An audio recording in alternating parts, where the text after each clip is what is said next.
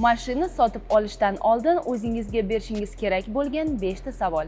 Mashina xarid qilishni rejalashtiryapsizmi? Unda avtosalonga borishdan oldin o'zingizga 5 ta savol bering. Chunki avtomobil tanlashda eng katta xato uni o'z ehtiyojlarimizga moslab emas, shunchaki tashqi ko'rinishga qarab xarid qilishimiz. Birinchi savol: men mashinadan asosan qayerda foydalanaman? Agar siz asosan Toshkentda, tirbandliklarda harakatlansangiz, sizga bir xil avtomobil to'g'ri keladi. Agar tez-tez uzoq masofalarga chiqsangiz, tanlovingiz boshqacha bo'lishi mumkin. Masalan, Geely'ning iX5 modeli shahar haydovchilari uchun elektr harakatining qulayligi va zamonaviy texnologiyalarni taklif qiladi. iX5 EMI modeli esa gibrid va elektr texnologiyalarni birlashtira olib, shahar va uzoq masofali safarlar orasida balans izlaydiganlar uchun ideal variant bo'ladi. Ikkinchi savol: men uchun tejamkorlik qanchalik muhim?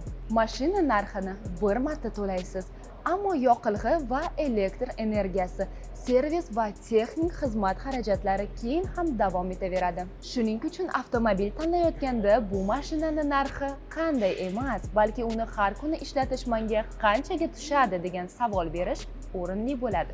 Aynan shu yerda elektr va gibrid texnologiyalarning afzalliklari qiziq bo'lishi mumkin. Uchinchi savol: men uchun komfort muhimroqmi yoki dinamika? Kimdir avtomobilda tezlanishni yaxshi ko'radi, kimdir esa uzoq yo'lda qulay o'rindiq, keng salon, yaxshi multimedia va sokin muhitni qadrlaydi. Geely modellarida esa shu ikki yo'nalishni birlashtirishga e'tibor berilgan. Masalan, zamonaviy multimedia, Smart Interaction tizimi, ambient lighting va keng salon avtomobildan kundalik hayotda foydalanishni yanada ham yoqimli qiladi. Shuning uchun eng yaxshi mashina qaysi degan savolga bitta javob yo'q.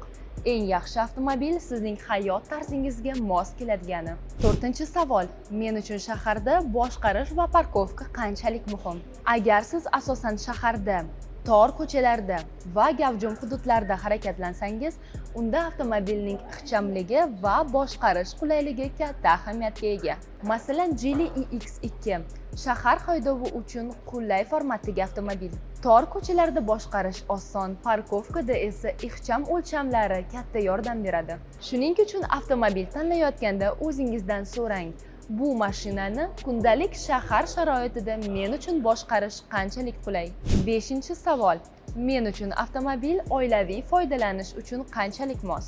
Agar mashinadan oila bilan tez-tez foydalansangiz, unda nafaqatgina haydovchi o'rindig'idagi qulaylik emas, balki orqa qatordagi yo'lovchilar uchun yetarlicha joy bo'lishi shart.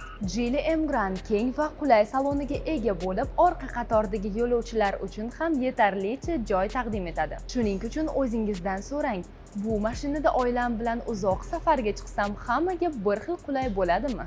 Chunki yaxshi avtomobil faqat haydovchi uchun emas, balki butun oilaga qulay bo'lishi kerak.